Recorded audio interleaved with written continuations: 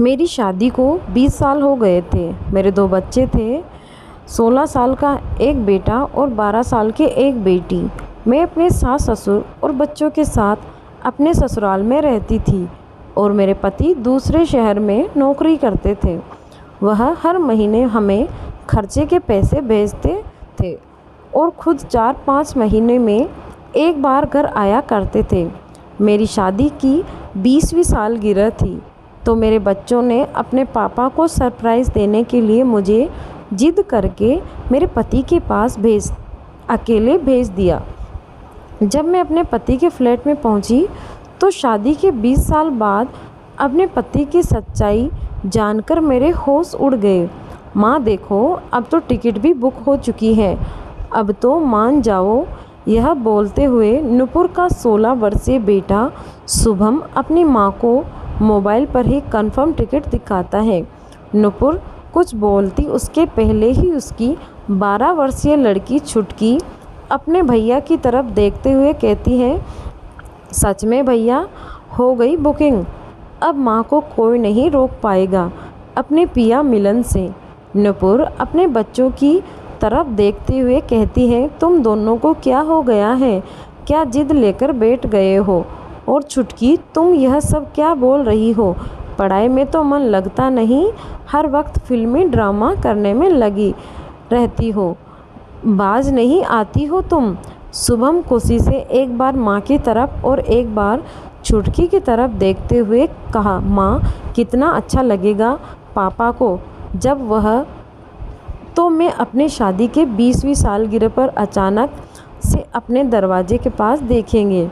पापा तो खुशी से पागल हो उठेंगे। हमारा यह सरप्राइज़ गिफ्ट पापा को कितना पसंद आएगा। तभी ड्रामेबाज छुटकी कहती है, ओहो, रोमांटिक सीन, बिल्कुल यश चोपड़ा की फिल्मों की तरह। माँ पापा जैसे ही दरवाज़ा खोलेंगे ना, तुम सरप्राइज़ बोलना, काश पापा भी यह सॉन्ग करते, मिले हो तुम हमको बड़े नसीबों से।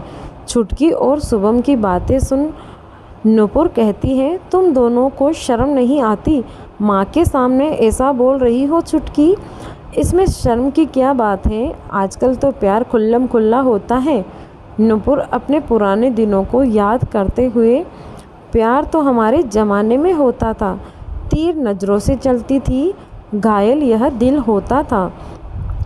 यह शुभम कहता है, क्या क्या फिल्मी अंदाज में बोल रही हो तुम? इतनी अच्छी रोमांटिक फिल्म कहाँ छुपा कर रखी थी?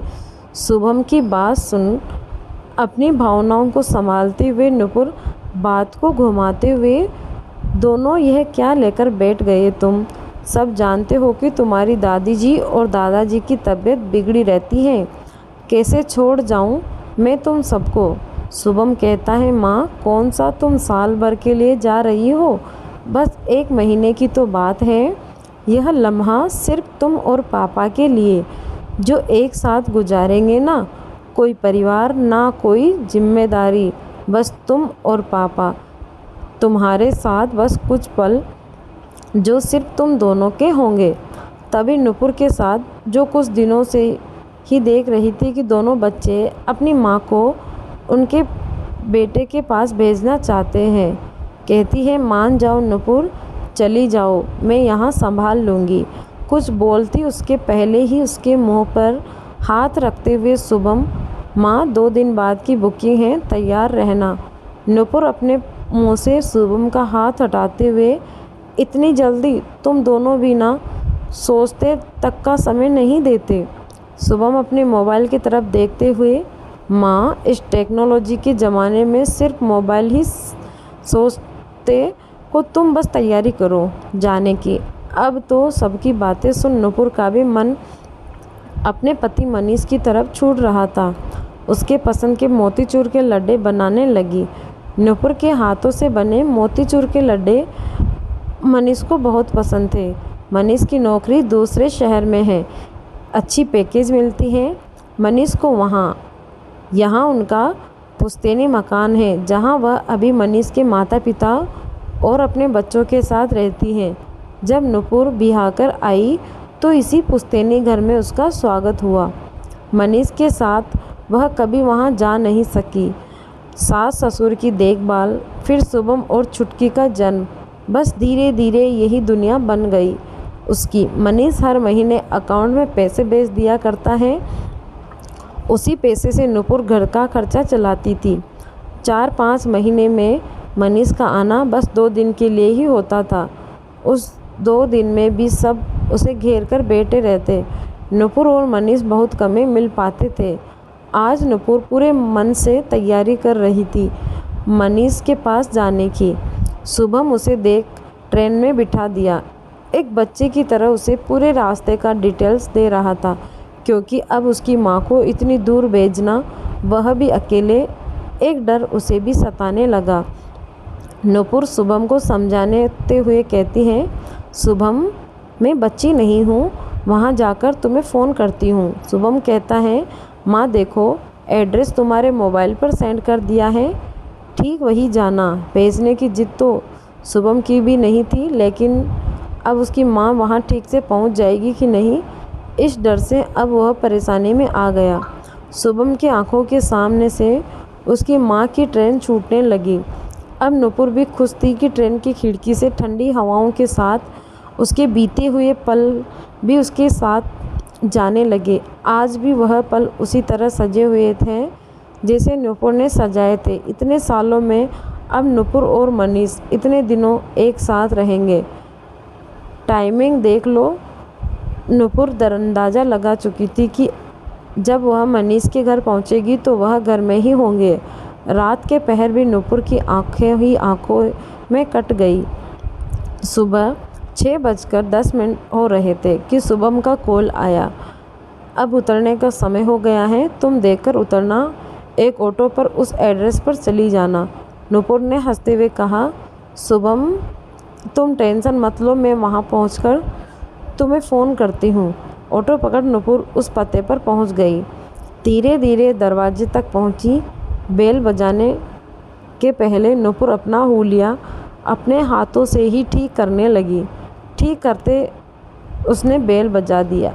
एक बार बजाया, तब भी मनीष ने दरवाज़ा नहीं खोला। फिर उसने बेल को बजाया। कुछ देर में ही एक औरत को जो चूड़ीदार पहने हुई थी ने दरवाज़ा खोला। फिर अपने बालों को खोपा करते हुए नुपुर से पूछने लगी, किससे मिलना है? नुपुर ने फ़ोन पर एड्रेस को दिखाते हुए कहा कि मनीष पांडे का घर यही है। वह औरत बोली, जी यही है, क्या काम है आपको? नुपुर ने पूछा, जी आप कौन? उस औरत ने अपना परिचय देते हुए, जी मैं उनकी पत्नी हूँ। नुपुर जो यह सुनकर यकीन भी नहीं कर पा रही थी, तभी कमरे से कोई कहता है, काजल जल्दी आओ यार, कौन आया है? वह औरत जिसका नाम काजल था वहीं खड़े जोर से कहती है, सुनिए जी ज़रा बाहर आइए, कोई मिलने आया है आपसे। अटक गई। काजल के इतना बोलने से ही नुपुर की नज़रें भीतरी तरफ अटक गई, यह सोचकर कि यह कोई और मनीष है। लेकिन किस्मत तब खराब निकली जब उसके सामने उसका पति खड़ा था। मनीष नुपुर को देखते ही कहता है, तुम? बस इतना ही कह पाया ताकि उसके मोबाइल पर किसी का फ़ोन आता है। फ़ोन पर नाम देखकर ही मनीष का चेहरा बता रहा था कि वह फ़ोन शुभम का है। मनीष को फ़ोन कट करके देख नुपुर बिना कुछ कहे वहाँ से निकल पड़ी कि गली जाना है। अब यह उसे नहीं पता था। अपने आंचल से आंसुओं को पोंछते हुए उस ओर जा रही थी जहाँ उसके कदम जा रहे थे। अंत में एक सुनसान जगह देख नुपुर बैठ गई।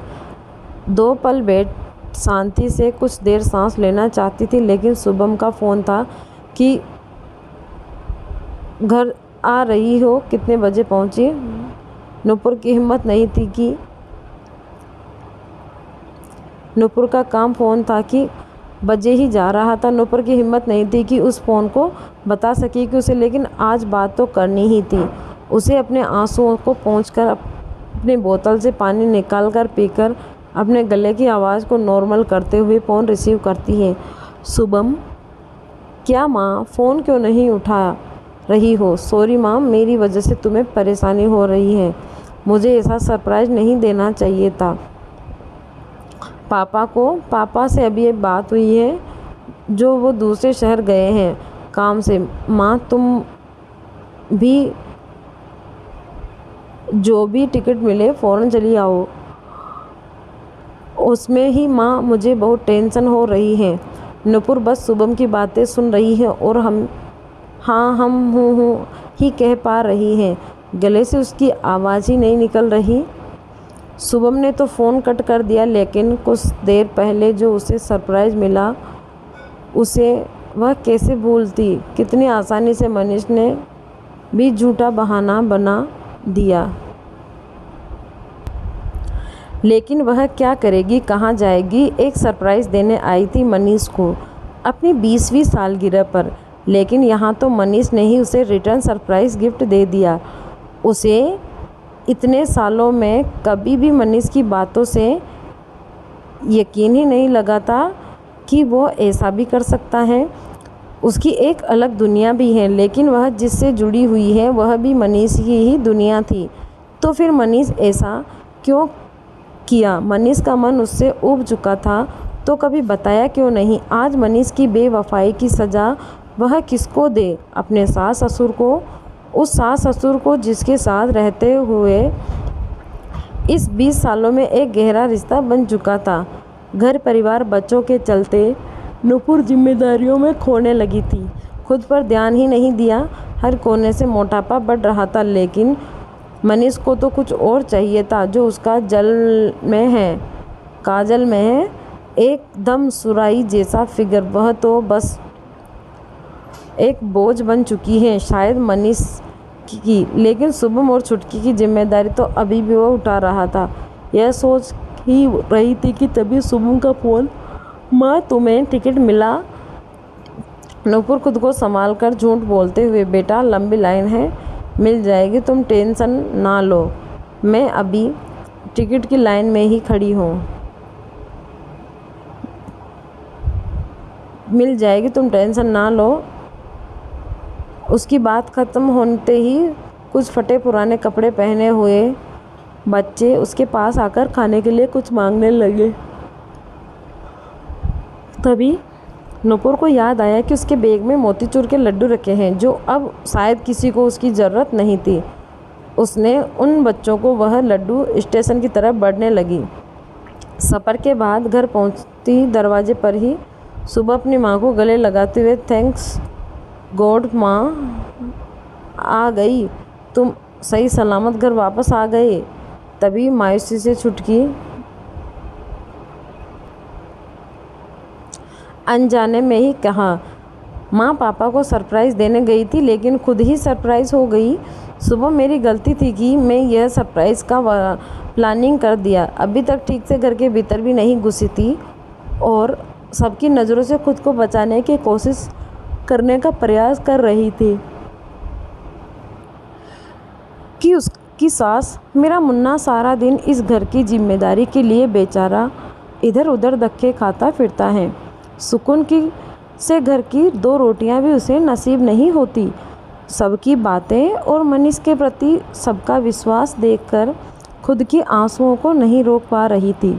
सबके सामने तो संभाल लिया, लेकिन अब बर्दाश्त के बाहर था। सामान रखो, बिना किसी से कुछ बोले बाथरूम में घुस के नल के पानी को छोड़ते हुए अपने आंसुओं को उसी पानी के साथ बहाने लगी। सबकी नज़र से छुपकर नुपुर बाथरूम में नल के पानी से अपने मुंह पर पानी के छींटे डालते जा रही थी, लेकिन आंखों के आंसू को रोक नहीं पा रही थी। मनीष का इतना बड़ा धोखा उसे बर्दाश्त नहीं हो रहा था। वह भी चिल्लाना चाहती थी, मनीष से कुछ पूछना चाहती थी, लेकिन कुछ नहीं कर पाई। उल्टा घर लौटकर आ गई। उसके जीवन का 20 साल कोई मामूली नहीं था। किसी के जीवन में इतना लंबा सफ़र। मनीष से दूर रहने के बावजूद नुपुर ने पूरी ईमानदारी से अपने जीवन का बहुमूल्य समय इस घर को दिया। अपने प्यार से इस मकान को घर बनाया, प्यार का एहसास जगाया। आज यह सब भी उसे सिर्फ दीवारें ही नज़र आ रही थी। जिस जिस दीवार में न जाने कितनी यादों को समेटकर सजाया था, एक सेकंड में उसे सब पराया लगने लगा। अपनी माँ को इतनी देर बाथरूम में घुसा देखकर शुभम बाहर से कहता है, माँ क्या कर रही हो इतनी देर, तुम ठीक तो हो ना? नूपुर की आवाज़ गले से बाहर नहीं आ रही थी। शुभम को बोलना तो चाहती थी कि ठीक हूँ, लेकिन आवाज़ निकले तब कुछ बोले। कुछ देर बाद भी आवाज़ नहीं आई नूपुर की। शुभम फिर से कहता है, माँ तुम ठीक तो हो? नूपुर दरवाज़ा खोलते ही थोड़ी गुस्से से कहती है, क्या बचपना है शुभम? थकावट महसूस हो रही थी, इसीलिए सिर पर पानी दे रही थी। चैन से सांस भी नहीं लेने देते। लेकिन शुभम को अपनी माँ की बात पर कुछ खटका लगा।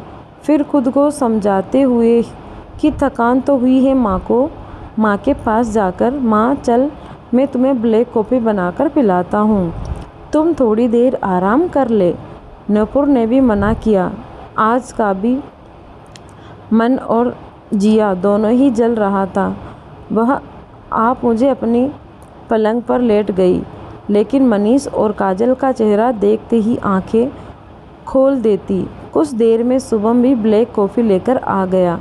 अपनी माँ के पास बैठते हुए कहता है, यह लो माँ, यह कॉफ़ी पी लो। मेरी वजह से तुझे कितनी परेशानी उठानी पड़ी ना। शुभम को ब्लैक कॉफ़ी काफ़ी पसंद थी। खुद भी जब बनाता है तो अपनी माँ को देता है। शुभम की बात सुनकर भी चुप रहना ही बेहतर समझा। जानती थी कि उसके कुछ बोलने से पहले ही उसके आंसू उसका साथ न देकर बाहर निकल जाएंगे। माँ की थकान को शुभम वहाँ से अपनी माँ को कमरे में अकेले आराम का बोल कर चला जाता है। आराम अब नूपुर कैसे करती वह आराम? अब दिमाग पर जोर देते देते दिमाग फटने को तैयार था। अब नींद आंखों से कोसों दूर थी। शुभम तो समझदार था, लेकिन छुटकी वह तो माँ के पास आकर इधर उधर की बातें बताने लगी। नूपुर कुछ देर अकेले रहना चाहती थी, लेकिन बोल भी नहीं पा रही थी। उधर काजल का मुंह फुला हुआ था। मनीष से कई बार उसने बात करनी चाहिए, लेकिन काजल ने उससे एक दूरी बना ली। वह समझ चुकी थी कि मनीष जब भी मुंह खोलेगा झूठ ही बोलेगा। 5 साल लिव इन रिलेशनशिप में रहने के बाद मंदिर में मनीष के साथ 2 वर्ष हुए उसी शादी को। कितनी आसानी से वह मनीष के झांसे में आ रही थी। उसकी एक एक बात पर वह आंखें मूंदे भरोसा कर रही थी। सुबह वह औरत कौन थी? वह पूछने पर बात को बहुत घुमाने के बाद अंत में मनीष को सच्चाई बतानी ही पड़ी। मनीष हर महीने घर में पैसे भेजते थे। यह बात तो काजल को पता था, क्योंकि मनीष के मुताबिक उसके माँ बाप उसके एक रिश्तेदार के पास रहते थे। काजल ने कई बार कहा था कि उसे भी अपने माँ बाप से कभी मुझे भी मिलवाओ, लेकिन मनीष यह कह देता कि तुम बंगाली हो, इसीलिए तुम्हें मेरे माँ बाप पसंद नहीं करेंगे। काजल भी वही काम करती है जहाँ मनीष काम करता है। दोनों की मुलाकात प्यार में बदल गई। 5 साल एक साथ रहने के बाद 2 वर्ष उन्हें शादी को। आज मनीष की हकीकत काजल के सामने थी, लेकिन काजल नूपुर की तरह कमज़ोर नहीं थी। बड़ी आसानी से मनीष को धमकी देते हुए अपने सामानों के साथ वह घर छोड़ रही थी। आज की सुबह कितने की ज़िंदगी से खेल गई। मनीष अपने सर पर हाथ पकड़कर बैठ गया। बहुत मनाने की कोशिश की उसने काजल को, लेकिन सब बेकार। एक सेकंड में सब बदल गया। इधर उधर सबकी नज़र से खुद को बचाने की कोशिश करती। 2 दिन बीते हुए, लेकिन नूपुर की खामोशी एक ही तरह कायम रही। कोई अगर नोटिस किया तो वह शुभम था। जब भी शुभम अपनी माँ से पूछता, तभी नूपुर के अंदर कांपते हुए कुछ बहाने बनने शुरू कर देते। मैं शुभम की नज़रों से दूर ही रहने का प्रयास करती। शुभम को बार बार यह लगने लगा कि यह उसकी वजह से ही हुआ है। उसकी माँ ने एक उम्मीद जागी थी पापा से मिलने की, जो पूरी नहीं हो पाई। शायद इसीलिए माँ दुखी हैं। 3-4 दिन बीते ही थे कि मनीष ने इस घर में कदम रखा। मनीष के पाँव रखते ही उसकी माँ, पिताजी दोनों ही खुशी से आंखें भर आई।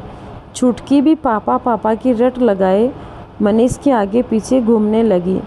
माँ तो नूपुर से अपने बेटे की पसंद का कुछ बनाने को बोल लल्ला लल्ला उसके आगे आसपास मंडराने लगी। बाबूजी ने शहर का हालचाल पूछा। कुछ देर बैठने के बाद उठकर अपने कमरे में चले गए।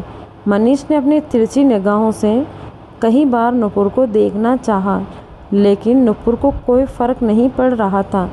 सबको व्यस्त देख मनीष नूपुर के पास भी गया, लेकिन नूपुर ने अपना रास्ता बदल दिया।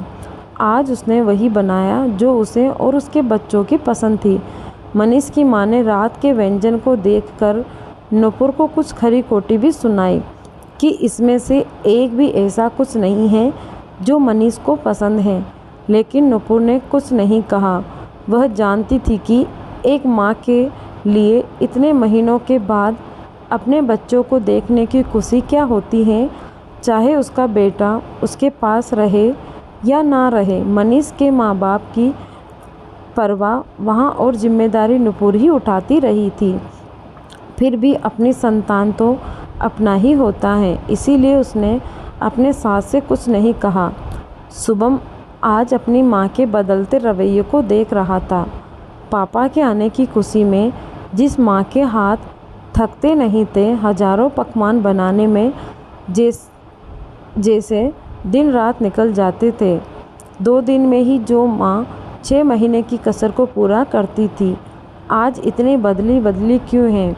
लेकिन शुभम ने अभी पूछना ज़रूरी नहीं समझा। वह जानता था कि उसकी माँ जो भी कर रही है कुछ तो उसके पीछे बड़ी बात होगी। बस अपनी माँ के चेहरे को देखना और अपने पापा के चेहरे से कुछ आओ कलन करने की कोशिश कर रहा था। कहीं दोनों के बीच कुछ हुआ तो नहीं। रात के खाने के बाद मनीष अब जानता था कि नूपुर इस कमरे में तो आएगी ही, तभी बात कर लूँगा, लेकिन नूपुर के मन मस्तिष्क में कुछ और चल रहा था। मनीष कमरे में नूपुर का वेट कर रहा था। छुटकी भी अपनी दादी के पास चली गई सोने। उसे दादी के पास ही सोना अच्छा लगता है। दादी के पास उसे हजारों किस्से सुनने को मिलते हैं और सबसे बड़ी बात, दादी अपने हाथों से छुटकी के सिर पर अपनी उंगलियों से हाथ फेरती हैं, जो छुटकी को बहुत पसंद है। शुभम भी अपने कमरे में जाकर पढ़ाई करने लगा, पर नूपुर भी रसोई पर बिखरे बर्तनों को धोकर रसोई साफ करने लगी। सब काम निपटा कर शुभम के कमरे में जाकर कहती हैं, आज यहीं सोना चाहती हूँ शुभम मैं। यह कहकर शुभम ने अपनी माँ की तरफ चेहरा देखकर कहा, क्यों माँ, क्या हुआ? पापा से कुछ अनबन हुई है क्या? इतने बोलने की ही देर थी कि नूपुर की आंखें भरने लगी। उसके पास आकर, माँ बताना, कुछ बात तो है जो तुम मुझसे छुपा रही हो। क्या बात है माँ, बताओ ना।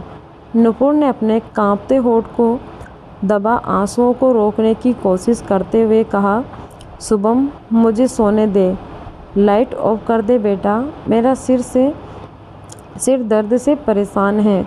शुभम माँ की दशा देखा तो रहा था, लेकिन कुछ समझ नहीं पा रहा था।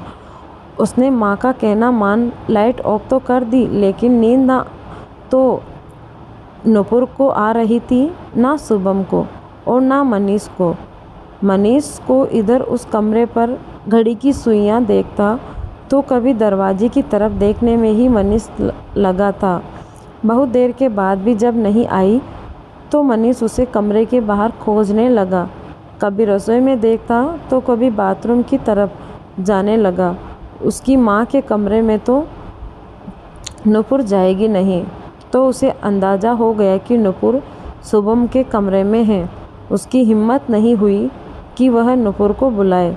शुभम के कमरे में नूपुर अपने आंचल को अपने मुंह में दबाए रखी थी कि कहीं उसकी सिसकियां सुन ले।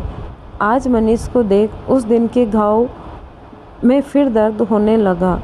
अब तक शुभम भी अंदाज़ा लगा चुका था कि माँ को कुछ तो हुआ है। वह बात भी बहुत बड़ी है। आज जो माँ उसको दिख रही थी, उसने कभी ऐसा रूप अपनी माँ का नहीं देखा था। नुपुर के पास हजारों सवाल थे जिसका जवाब उसे चाहिए था। मनीष ने उसका भरोसा तोड़ा था। वह इस घर में अब रहना नहीं चाहती थी। मनीष तो दूर से उसकी और उसके बच्चों की जिम्मेदारी इसलिए उठा रहा था। उस रोज़ अब नुपुर भी उठा नहीं पा रही थी। शुभम और छुटकी के भविष्य का सोच वह कुछ निर्णय लेने में जल्दबाजी नहीं करना चाहती थी। इस उम्र में उसे कोई नौकरी देगा, उसका जीवन तो रसोई में ही गुजर गई। इस दोनों बच्चों के साथ वह कहाँ भटकेगी। मायके में जाकर अपने सामान को भी खोना नहीं चाहती। जानती थी कि मायके के 2 दिन के लिए ही ठीक रहता है। शादी के बाद पति को छोड़ बच्चों के साथ वहाँ रहना भी मुश्किल ही है। इन सब के बारे में सोचते हुए भी आज मनीष को सामने देखकर उसे कुछ एहसास नहीं हो रहा था। 20 साल का साथ, 20 साल का प्यार, 20 सालों का एक दूसरे पर भरोसा, जैसे इन हाथों से सब रेत की तरह फिसलने लगा। हजारों सवाल थे नुपुर के मन में। इस सवाल के दर्द का जवाब भी अब उसे ही खोजना था। माँ को करवटें बदलते देख शुभम को अंदाज़ा हो रहा था कि उसकी माँ की आंखों में नींद नहीं है। कुछ बात है जो माँ को परेशान कर रही है, लेकिन मैं अभी उसे बोलने के लिए तैयार नहीं है। जैसे जैसे रात गुजर गई, रोज़ की तरह आज भी नुपुर के दिन की शुरुआत रसोई से ही हुई। मनीष जानता था कि नुपुर घर में सबसे पहले उठती है। रात से इसी समय का वह बैठकर भी इंतज़ार कर रहा था। मनीष नुपुर के पास जाकर कहता है, नुपुर, नाराज़ हूँ मुझसे। लेकिन नुपुर के कान के दरवाजे भी बंद हो चुके थे। मनीष ने 2-3 बार उसे पुकारा, लेकिन नुपुर अपने नित्य कर्म के काम को करने में लगी थी। 2 दिन हो गए मनीष को आए, लेकिन नुपुर ने उसकी एक भी बात नहीं हो पाई। मनीष जानता था कि नुपुर अभी गुस्से में है, इसीलिए सुन नहीं रही है। गुस्सा जब ठंडा होगा तो नुपुर को उसके पास ही आना होगा। वैसे भी नुपुर एक घरेलू महिला है जो सोच तो सकती है, लेकिन कोई फैसला नहीं कर सकती। इसमें और काजल में ज़मीन आसमान का अंतर है। 2 दिन के बाद मनीष तो चला गया, लेकिन ऑफिस में पहुंचकर आज उसे वहां का माहौल बिगड़ता दिखता है। सब उसे बड़ी टेढ़ी नज़र से देख रहे थे। मनीष भी सबकी नज़रों को घूरने लगा, लेकिन इस बार से ज़्यादा उसका ध्यान काजल के केबिन में था। रोज़ की तरह वो ठीक आज भी वही थी, लेकिन कुछ अलग उसमें दिख रहा था। आज मनीष ने काजल के केबिन में जाने का सोचा। एक अच्छा सा मौका देख चला गया। उसके केबिन के भीतर मनीष अपने पति होने का हक दिखाते हुए कहता है, काजल, क्या है ये? तुमने सिंदूर नहीं लगाया और जो हाथों में तुम्हारे साका पोल पहना था उसे भी खोल दिया। जानती हो इसका मतलब? काजल गुस्से से कहती है, मेरी केबिन से बाहर निकलो तुम। मनीष बेशर्मी से कहता है, निकलो मतलब? मैं अपनी बीवी से बात कर रहा हूँ। तुम्हें इस रूप में देखा सब क्या सोचेंगे तुम्हारे बारे में? काजल गुस्से से पलटकर कहती है, क्या सोचेंगे? जिसने भी मुझसे पूछा मैंने सबको बता दिया तुम्हारी असलियत। तुम एक धोखेबाज हो, ये सब जान गए हैं। अब मनीष को समझ आया कि उसे क्यों ऑफिस में सब ऐसे घूर रहे थे। मनीष काजल को समझाने का प्रयास करते हुए कहता है, मुझे कुछ समय देती काजल, इतनी जल्दी कैसे तुम सब कुछ ख़त्म कर सकती हो? तुम्हारा पति अभी जिंदा है और तुमने यह सिंदूर मिटा दिया। काजल गुस्से से लाल होते हुए कहती है, मनीष, तुम्हारे होने या ना होने से मुझे अब कोई फ़र्क नहीं पड़ता। मैंने अनजाने में ही एक औरत के सिंदूर को और उसके भरोसों को छीना है। मेरे दिल में अब तुम्हारे लिए कुछ नहीं है, नफ़रत के सिवा। मर चुके हो तुम मेरे लिए। काजल के इतने बोलते ने की देर थी कि मनीष ने उसे थप्पड़ मारा, अपना हक जोड़ दिया। थप्पड़ की गूंज से ऑफिस के कई स्टाफ वहां चले आए। सब काजल को संभाल रहे थे। तभी काजल ने भी उसे सबके सामने थप्पड़ रिसीव कर दिया। सबके सामने यह भी कह दिया कि वह उस पर धोखाधड़ी का केस भी करेगी। मनीष यह देख वहां से अपने तेज कदमों से बाहर निकल गया। पापा के जाते ही रात को जब सब सोने चले गए तो शुभम अपनी बेचैनी के साथ नूपुर के पास जाता है। नूपुर भी कमरे की लाइट को ऑफ कर आंखें बंद कर सोने की कोशिश करती है, लेकिन शुभम जानता है कि उसकी माँ की आंखें तो बंद हैं, लेकिन उसमें नींद की कोई गुंजाइश नहीं है। शुभम कहता है, माँ। आज आवाज़ सुनकर शुभम, तुम अभी इतनी रात को? सब ठीक तो है बेटा? शुभम, सब ठीक है माँ, मुझे तुमसे कुछ पूछना है। नूपुर जानती थी कि शुभम क्या पूछने वाला है, इसीलिए बहाना बनाते हुए कहती है, शुभम सो जाओ, रात हो चुकी है बहुत। शुभम उदास होकर कहता है, माँ मैं जानता हूँ ना तुम सो पाओगी और ना मैं। उससे अच्छा है बात कर लेते हैं। माँ देखो, हमें जब भी कोई सवाल परेशान करता है तो हम भी तो आपके पास ही आते हैं, फिर उस समस्या का हल ढूंढते हैं। मैं जानता हूँ कि तुम परेशान हो किसी बात से, उसे बताओ। अब शुभम कितना बोलते ही नूपुर खुद को अब संभाल नहीं पा रही थी। आंखों से पानी झरझर बहने लगा, होठ कांपने लगे। बोलना तो चाह रही थी, लेकिन जुबान अब साथ नहीं दे रही थी। अपने हाथों से एक बार आंसू पोंछती और उसकी जुबान बस तेरे पापा पर ही अटक गई। शुभम, हाँ माँ बताओ, पापा क्या करते हुए? शुभम की आंखें बस अपनी माँ की जुबान पर अटकी थी, तो तभी उसे रोता हुआ देख रहा था। शुभम इतना तो समझ ही गया था कि यह बात बहुत बड़ी है और पापा से रिलेटेड है। अब उसके मन में भी अपने पापा के लिए कहीं प्रश्न घूमने लगे कि पापा ने आखिर किया क्या है जिससे माँ की हालत ऐसी हो गई।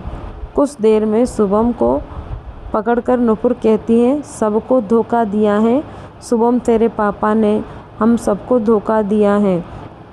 जो भी नूपुर ने देखा सब शुभम को बता दिया।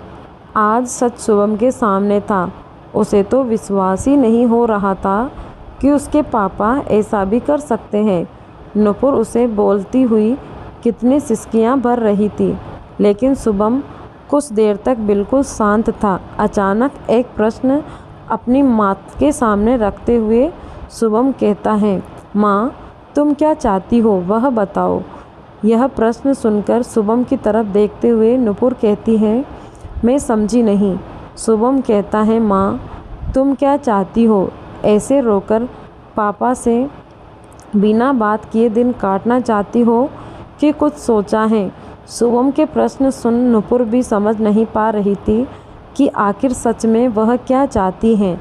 लेकिन आज शुभम की बातें सुनकर अपनी बात रखते हुए नूपुर कहती है, शुभम मैं अब तेरे पापा के साथ नहीं रहना चाहती, लेकिन तेरे दादाजी और दादी जी से भी एक गहरा रिश्ता है मेरा। उन्हें सच्चाई कैसे बताऊं? उन्हें छोड़कर जाना भी तो आसान नहीं है। हम दोनों की बातें कोई तो था जो सुन रहा था। अपने बेटे की धोखेबाजी और बहू का उनके प्रति प्यार और विश्वास सब उनकी आंखों के सामने था। आज नूपुर रोते हुए कहती हैं, शुभम मुझे तो कुछ भी नहीं आता जिससे मैं सबकी जिम्मेदारियां उठा सकूं। मैं क्या कर सकती हूं बता शुभम। शुभम के पास अभी उसका कोई जवाब नहीं था। कुछ फैसलों के साथ अधूरी रह गई। दोनों के बीच रोज़ की तरह नूपुर सुबह अपने कामों में व्यस्त थी। अब नींद गायब थी तो शुभम की, क्योंकि वह अपनी माँ को उनके आत्मविश्वास और आत्मसम्मान की लड़ाई में उनका साथ देना चाहता था, लेकिन उसकी उम्र ही कितनी छोटी थी, वह कुछ नहीं कर सकता था। काजल के रवैये को देख नूपुर का भरोसा जीतने की कोशिश करने फिर से मनीष ने घर आने का सोचा। काजल ने एक झटके में ही अपनी ज़िंदगी से उसका वजूद ख़त्म कर दिया। उसको नूपुर पर भरोसा था कि वह काजल की तरह नहीं है, बहुत सोच विचार कर फैसला लेती है। मेरे पास आने को छोड़ उसके पास कोई रास्ता नहीं है। जब वह घर पहुंचा तो उसकी माँ ने तो उसकी थकान देकर अपने आंचल से उसके पसीने को पोंछने लगी, लेकिन उसके पिताजी को मनीष का आना पसंद नहीं आया, क्योंकि रात को उसके पिताजी ने ही अपनी बहू और पोते की बात सुन ली थी। मनीष की नज़र अब नुपुर के चेहरे पर थी। उसकी माँ अभी सजी हुई थी लाल सिंदूर से। यह देख मनीष के चेहरे में एक अहंकार की हंसी साफ झलक रही थी। मनीष को देखकर शुभम और नुपुर दोनों ही एक दूसरे को देख रहे थे। उनके मनोभाव को देखते हुए उसके ससुर मनीष से कहते हैं, यहाँ आज फिर अचानक आने की वजह? मनीष ने झूठ का सहारा लेते हुए कहा, बहुत दिन हो गए अपने परिवार से दूर रहा हूँ। अब कुछ समय अपनी पत्नी और बच्चों को देना चाहता हूँ। लेकिन उसके ससुर ने गुस्से भरी नज़रों से नुपुर का साथ देते हुए कहा, कितनी सफाई से तू झूठ बोल जाते हो। मेरा बेटा इतना नालायक कैसे निकल गया, कभी सोचा ही नहीं था मैंने। मनीष की माँ अपने पति की बातों पर गुस्सा होते हुए कहती हैं, काहे को हमारे मनीष को नालायक बता रहे हो? दिन रात यह अपना खून पसीना जलाता है, 2 वक्त की रोटी हम उसे नसीब नहीं होती। अब जब वह हम सबके साथ रहने आया है तो तुम सब ऐसा व्यवहार क्यों कर रहे हो? ससुर ने सबके सामने ही मनीष की असलियत सबको बता दी। शुभम और नुपुर को समझ नहीं आया कि उन्हें कैसे पता चला। तब वह रात वाली सब घटना बताने लगे कि उन्होंने उन दोनों की बातों को सुन लिया था। मनीष भी कम नहीं था।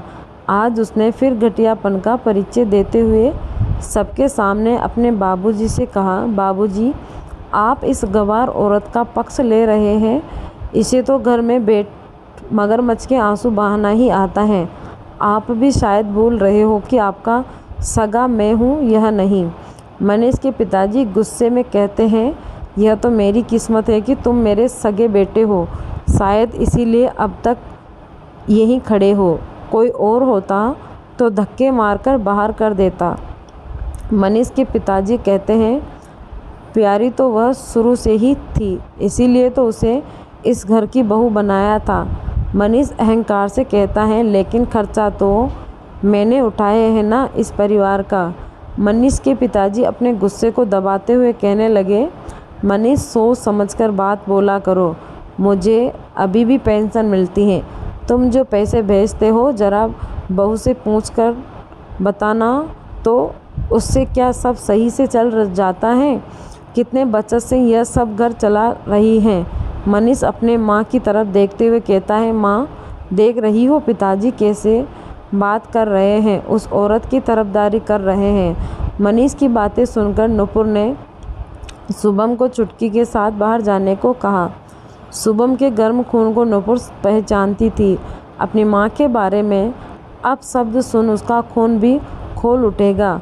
कहीं सुबह और मनीष में ही बहस ना हो जाए, इसीलिए उसे बाहर जाने के लिए कहा। अपनी माँ की बात सुनकर शुभम चला तो गया, लेकिन उसका खून सच में खोल रहा था। चुटकी जो अभी अपनी माँ पिताजी के इस पहलू से अनजान थी, कई प्रश्नों के साथ शुभम को परेशान कर रही थी। अपने बेटे का सुनकर माँ अपने प्रति तरफ देखती, तभी उसके पति उनकी तरफ देखते हुए कहते, जज्बात में आकर तुम उस इंसान के साथ गलत मत कर देना जिसने इस समय इस परिवार को अपने परिश्रम से सींचा है। तो मैं आज एक गिलास पानी की ज़रूरत भी होती है तो तुम किसे आवाज़ देती हो, यह याद ज़रूर कर लेना।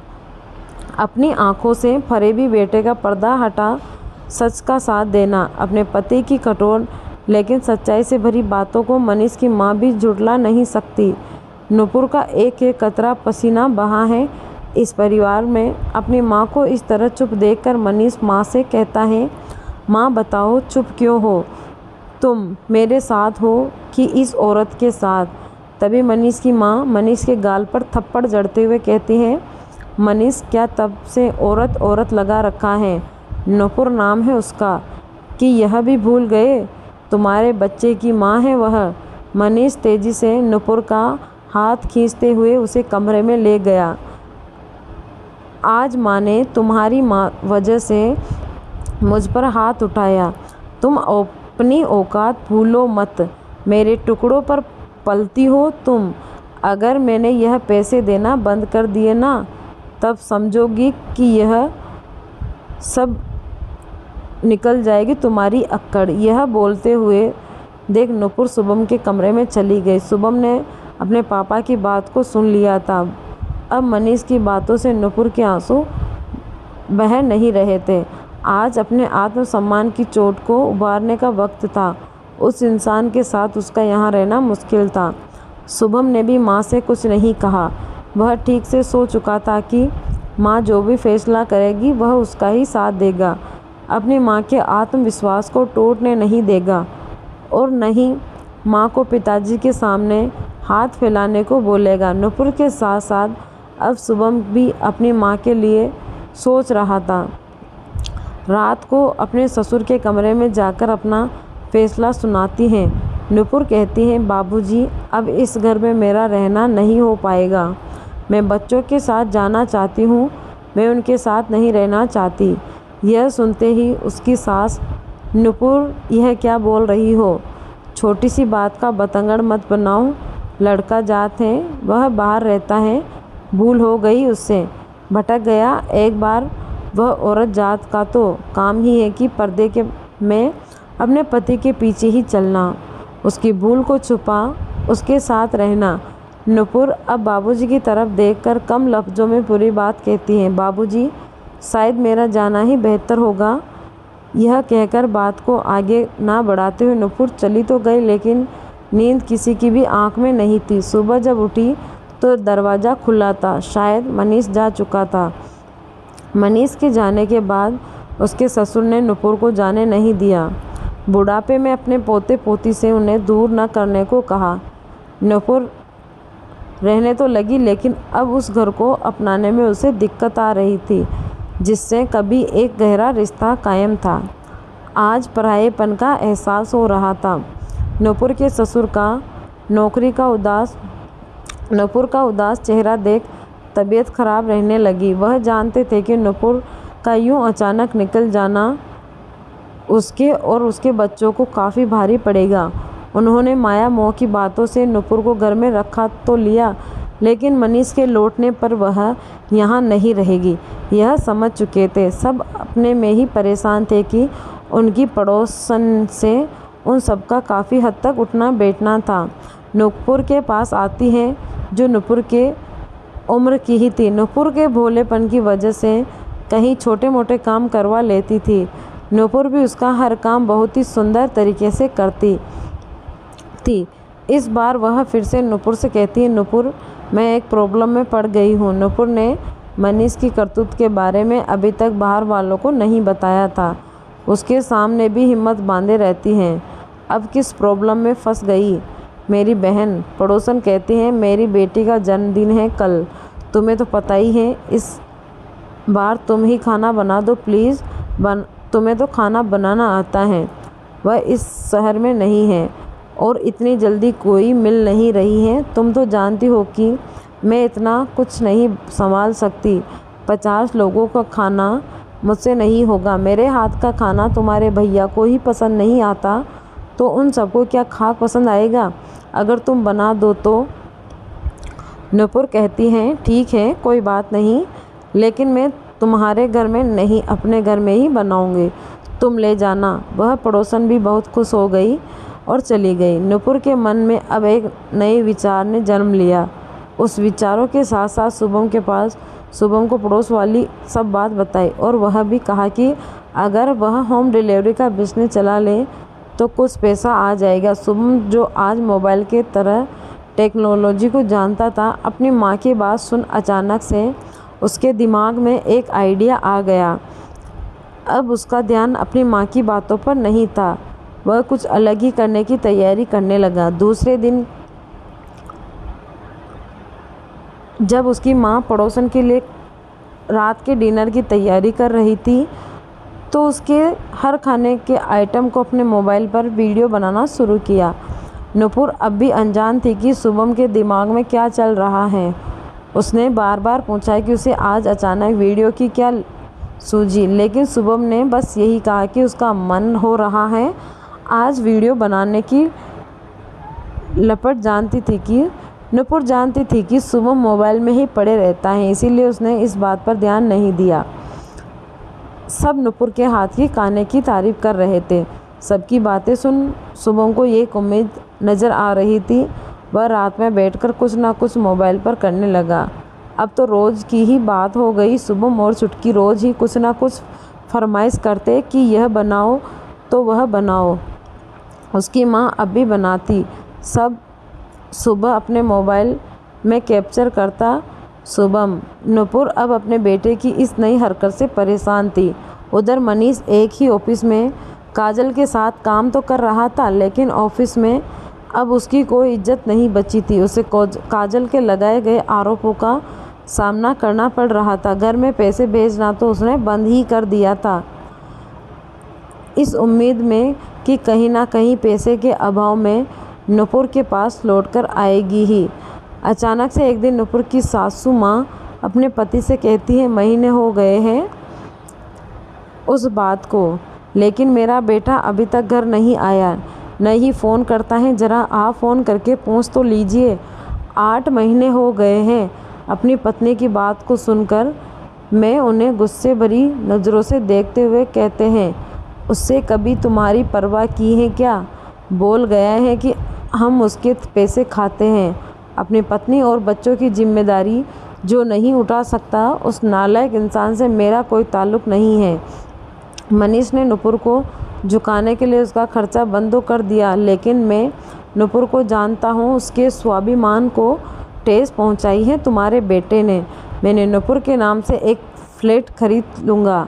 अगर जानना चाहो तो जा सकती है, मैं अब उसे रोक नहीं लूँगा। अपने पति की बात सुनकर वह अब मनीष की माँ भी चुप ही थी। वह रोज़ ही देख रही थी कि नुपुर को मनीष को माफ़ करना उसके लिए मुश्किल था। अब इस घर में उसकी जिद की वजह से वह तो रही, लेकिन अब बस एक जिम्मेदारी का एहसास था। सच भी है, शुभम और चुटकी की पढ़ाई लिखाई का खर्चा उसके ऊपर भी तो था, खर्चा रहता ही है। इन कुछ महीनों में बहुत ही मुश्किल से कट रही थी।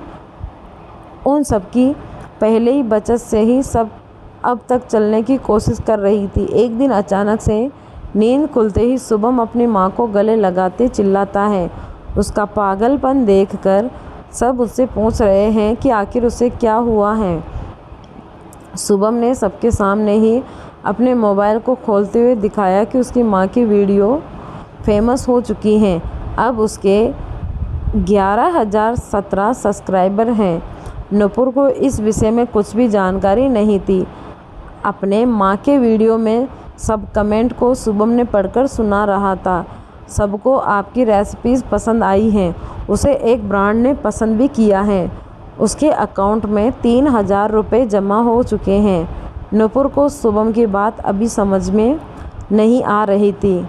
घर में सब शुभम की बातों को समझना चाहते थे, लेकिन चुटकी के अलावा कोई नहीं समझ पा रहा था। अब शुभम ने बताया कि वह मम्मी की रेसिपी भारतीय व्यंजन का वीडियो बनाता है और उसे यूट्यूब फेसबुक पेज का पोस्ट करता है। शुरू में यह इसीलिए नहीं बताया कि पहले इतनी चल नहीं रही थी। इसको पॉपुलर होने में समय लगा है। इन 9 महीनों में यह गाड़ी चल पड़ी है। अगर माँ इसी तरह वीडियो बनाकर नई नई रेसिपी यूट्यूब चैनल पर पोस्ट करेगी तो माँ को उसके लिए पैसे मिलेंगे। आज माँ के अकाउंट में 3,000 आए हैं। अगर इसी तरह पसंद करने लगे तो 25 से 30,000 भी हो जाएंगे।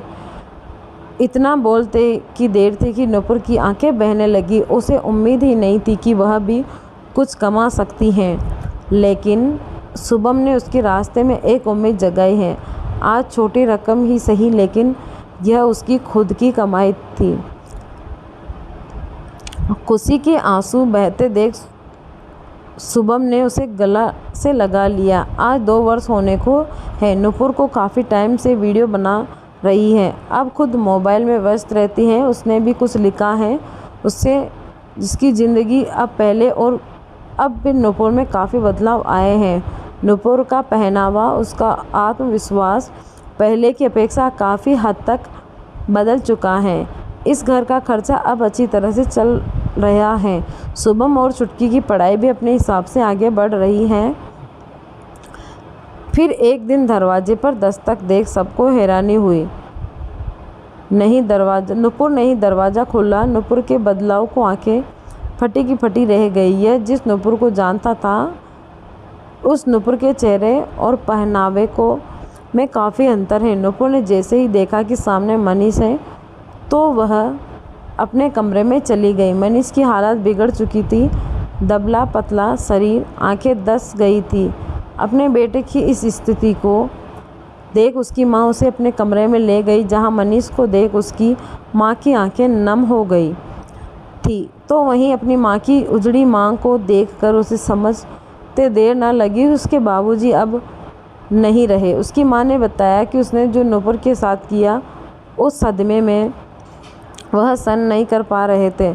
उस गम के साथ उन्होंने इस दुनिया को भी छोड़ दिया। तेरी गलती की वजह से तेरे बाबूजी ने अपना सब कुछ नूपुर के नाम कर दिया है। लेकिन आज मनीष को इस बात का अफसोस नहीं था कि उसके पास कुछ नहीं है, क्योंकि उसे अब अपनी गलती का एहसास हो चुका था। काजल ने उसे पूरी तरह से बर्बाद कर दिया था। नौकरी रही न इज्जत। कई महीने जेल की सलाखों के पीछे गुजार कर आया था मनीष। आज वह बहुत ही शर्मिंदा है। उसकी वजह से सब कुछ बर्बाद हो गया था। नूपुर जानती थी कि अपने बेटे की चाहत एक माँ कैसे भूल सकती है। अब उनका बेटा आ चुका है। अब इस घर में उनकी कोई ज़रूरत नहीं है। शाम को सुबह और चुटकी के आने के बाद नूपुर ने उस घर को छोड़ने का फैसला कर लिया। उसकी सास यह देखकर सुनकर कहती हैं, नूपुर, मैं जानती हूँ कि तुम मनीष को माफ़ नहीं कर सकती। अब मैं तुम्हें रोकूंगी भी नहीं, लेकिन अपने बाबूजी का आशीर्वाद ले जाओ। लोग समझ नहीं पा रही थी और उसकी साथ साथ क्या बोलना चाहती हैं, लेकिन उसने एक चाबी नूपुर के हाथ में रख दिया, यह कहकर कि बाबूजी ने तेरे लिए एक फ्लैट खरीदा है और उन्हीं की इच्छा थी कि कभी मनीष के आने के बाद अगर तुमने घर छोड़ा तो तुम उस फ्लैट में जाकर रह सकती हो। मैं पूर्ण तरह नम आंखों से अपने उस घर को और अपने सांस से विदा ले रही थी। मनीष उसे पीछे से देखता रह गया, लेकिन आज उसे रोकने की हिम्मत उसमें नहीं थी। इस समाज में कई औरतें ऐसी हैं जो काजल की तरह हैं, सही गलत का निर्णय लेने में देर नहीं करती, लेकिन कुछ नूपुर के जैसी भी हैं। पति से अलग होने के बावजूद उनका उस परिवार से एक रिश्ता बन गया है, जिससे बाहर निकलने में उन्हें समय लगता है। नूपुर ने इस घर में रहकर धैर्य का परिचय देते हुए अपनी जिम्मेदारी से मुंह नहीं मोड़ा। यहाँ तो उसके बेटे शुभम ने भी उसका साथ दिया था। एक नई दिशा दिखाते हुए मनीष के आने के बाद नूपुर का घर छोड़ने का फैसला ठीक था या नहीं, अपनी राय कमेंट में ज़रूर बताएं। तो दोस्तों, यह थी आज की कहानी। धन्यवाद।